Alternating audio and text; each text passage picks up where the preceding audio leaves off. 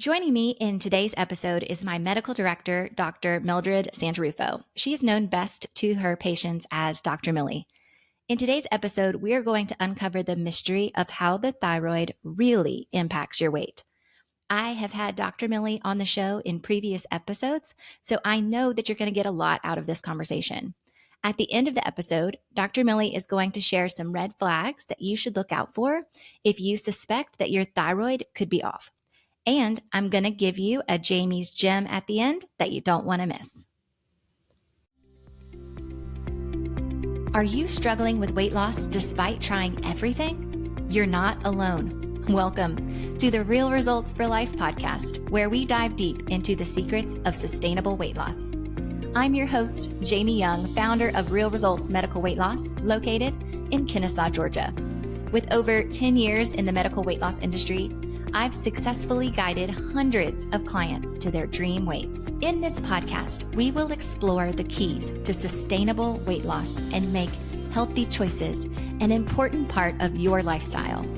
At Real Results, we offer comprehensive solutions from online programs and medical appetite suppressants to personalized one-on-one coaching. Join me on this transformative journey to discover and embrace the best version of yourself, ensuring you look and feel great both from the inside out. Together, let's achieve lasting results, starting today and continuing for life.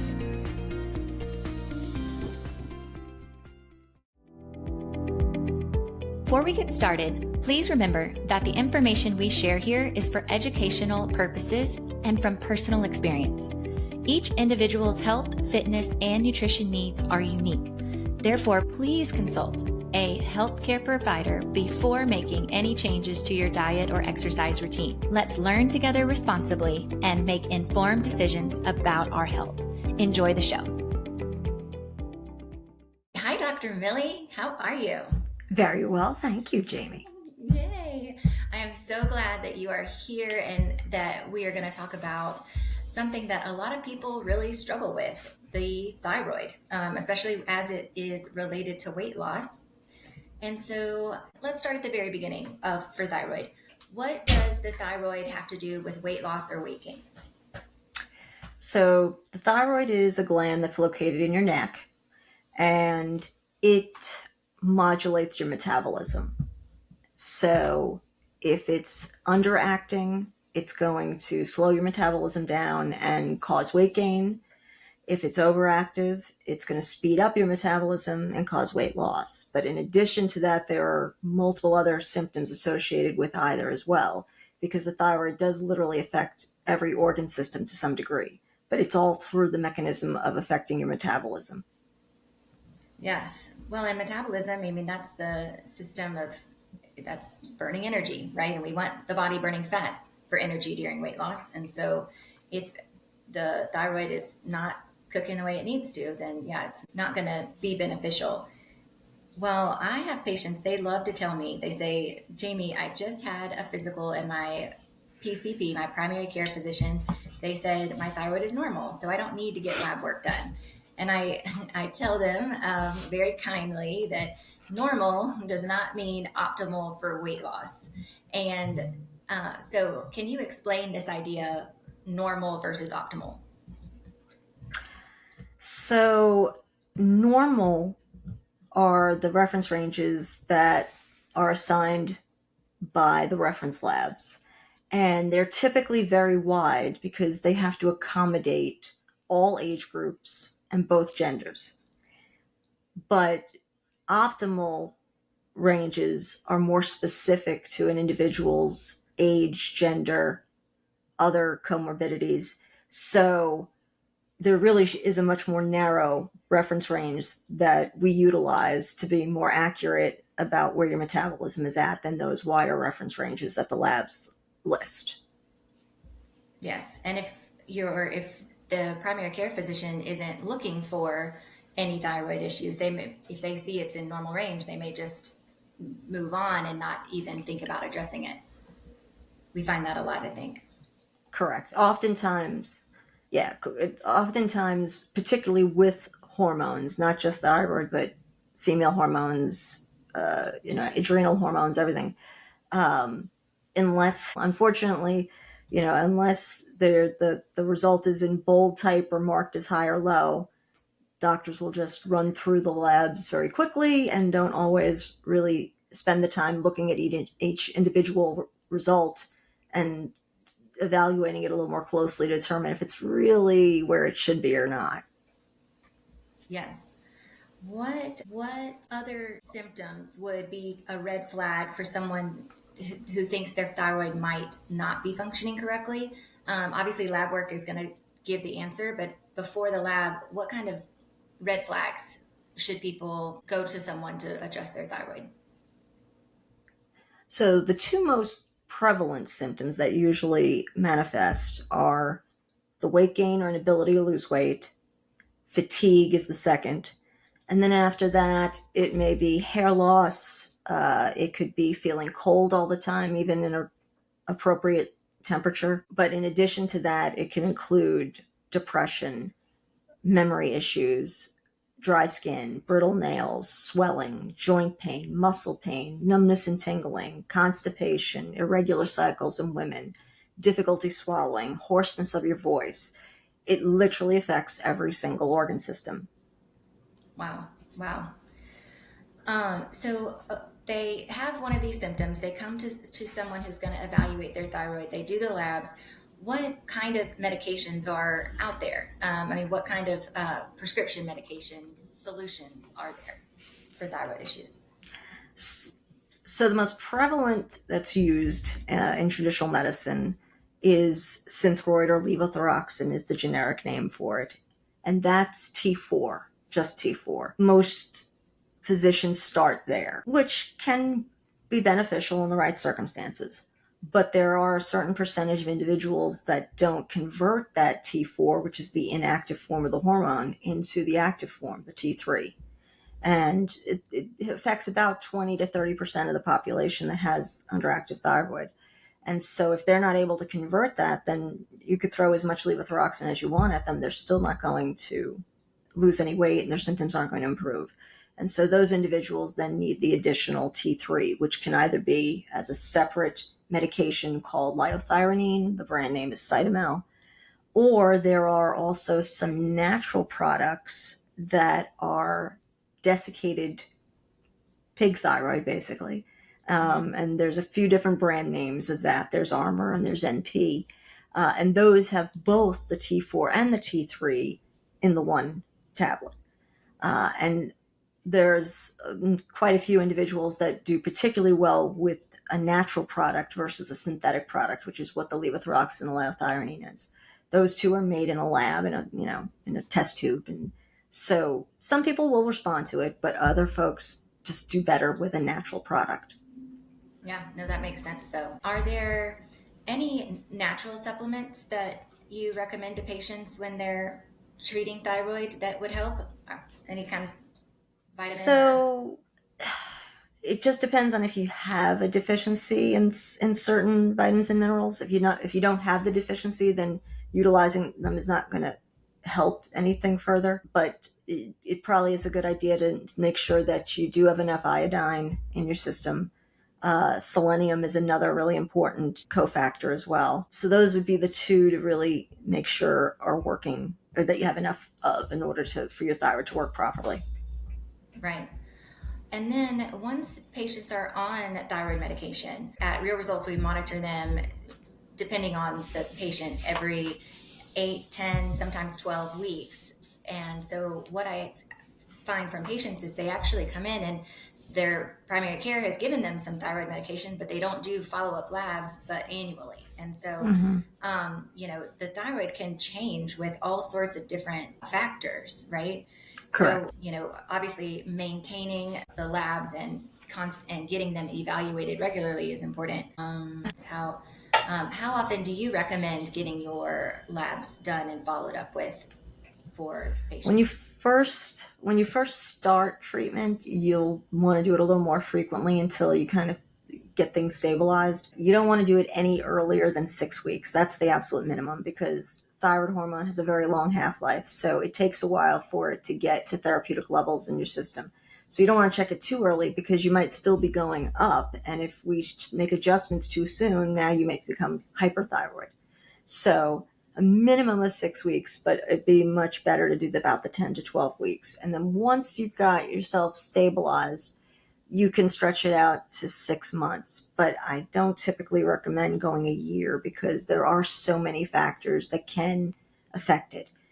Other hormone levels obviously can affect it. So if someone has diabetes simultaneously, and if their blood sugars are off one way or the other, that'll affect the thyroid. As women go through menopause, that's going to throw off their thyroid results as well. If someone gets sick, I saw a lot of folks who I had really perfectly controlled prior to COVID that after having COVID, we had to start from scratch all over again. So there are definitely factors that can affect your levels, and it's very unlikely for someone to remain on the same dosage for years and years and years. It's not common for that to occur. Right. Well, and that's what makes it so important to get it evaluated by someone who really is watching for the results. So as patients lose weight, the weight loss actually affects thyroid too. Correct. Yes. Just like weight gain and dropping weight. So that's another reason. Yeah. It's like a lot of medications. They are to some degree dependent upon weight dependent. So as you lose weight, you might not need as much medication. Otherwise, it may make you hyper. So you really do need to carefully and look at all the numbers and see where things are and, adjust accordingly. And then for thyroid medication, if your thyroid needs support, it's going to need support long term. I mean, is that right? Or could people, treat their thyroid during their weight loss journey and then not treat it after that? There are a few schools of thought out there about that. There are actually some folks who would say that you could reverse your thyroid issues and you could potentially come off of medication. I think that depends on what the cause of your underactive thyroid is. I think that if you've got an autoimmune thyroiditis, a Hashimoto's type thing, once you've developed those antibodies to the gland, it's unlikely that that's going to reverse. That's going to stay with you. But if someone develops an underactive gland because of another endocrine issue or an infection, is it possible that if you get the other endocrine issues under control that the thyroid will improve? Yes. So often we start off with making sure their insulin resistance is managed appropriately, because once that's corrected, their thyroid might get better or it might get worse. Yeah, no, that makes sense. Well, do you have any other thoughts around thyroid and weight loss other than we need to get it checked if we're struggling? The biggest thing is to make sure that when you're checking your thyroid that you're doing the full panel.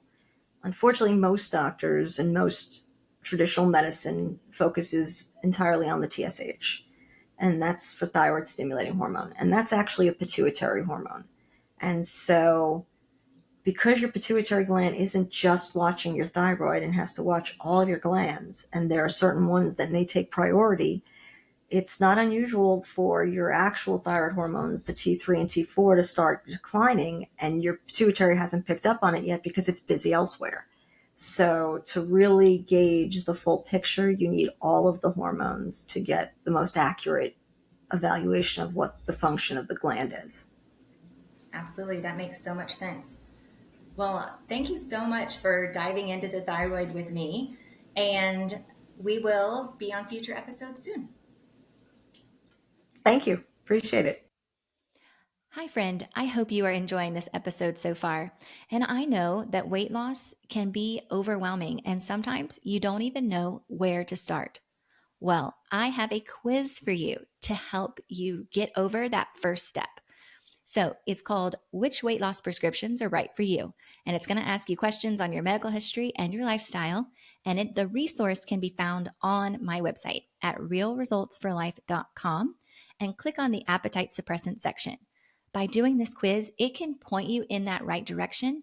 And sometimes you just have to take that first step to get your real results. In today's segment of Jamie's Gems, I'm going to share with you an important fact about weight loss that is important for everyone. At Real Results, we have a huge catalog of services so that we can customize each program to each individual client. However, there is one thing that is universal to every client that I want to share with you today, and that is consistency. One 30-minute walk is not going to get you to your goal weight, just like one cheat meal is not going to make you overweight or obese. It is what you do on a daily basis that moves the needle toward or away from your goals. I love this example. Did you know that the average weight gain for America between Halloween and New Year's Day is 7 pounds per person? Let me tell you what did not do that. Thanksgiving and Christmas meals did not cause everyone in America to gain 7 pounds on average. Those 2 days are not the culprit of a 7 pound per person weight gain. If you kept your lifestyle the same overall during the holiday season and you splurge on those 2 meals, you may notice an increase in water weight, but you are going to be fine. It's all the holiday parties, the sweet treats, the limited physical activity during those 9 weeks that put the pounds on. So if you are stuck in your weight loss journey, look at your daily lifestyle and see what habits you could start or stop that will make a big impact on your results. Here are a few common ones that I see in the office all the time. Daily fancy coffee drinks. 1 time per week is no big deal, but 362 Starbucks drinks make a much bigger impact on the scale than 52. Another example is daily sweets or high carbohydrate breakfasts like pancakes, waffles, cereal, oatmeal.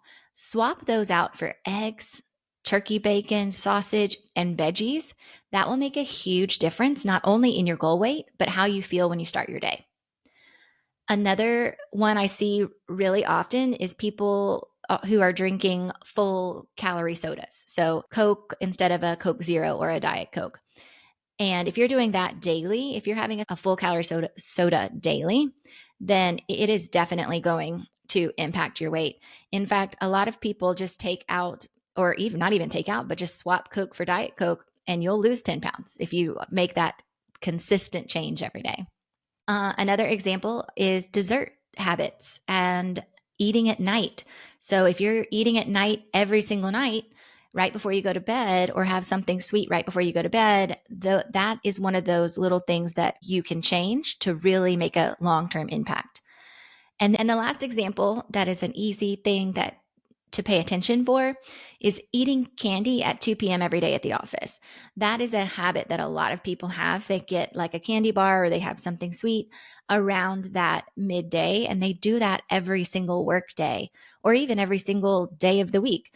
And if you can change that to something healthy or a protein drink even, that's going to make a huge impact in your results. So, name of the game in today's segment is be consistent and look at those daily habits and make sure that you're setting yourself up for success. Thank you so much for tuning in to the Real Results for Life podcast. I hope you enjoyed today's episode and found it educational, inspiring, and full of action steps that you can implement right away in your health and wellness journey. I have a bonus pro tip for you. If you're truly committed to reaching your goals, then hit that subscribe button so that you can stay connected with us and receive regular doses of motivation and tips to keep you moving forward on your journey towards success. And hey, if you are ready to take that next step and really dive deep into your goals, why not book a free phone consultation with me or one of my Real Results team members to design a program specifically for you? We're here to support you every step of the way, and it's what we love to do. Booking that free phone consultation is easy. Just go to realresultsforlife.com and click the Book Now button. Let's start turning your dreams into reality today. Thank you again for tuning in, and until next time, keep pushing toward your weight loss goals, stay motivated, and believe in yourself. You've got this.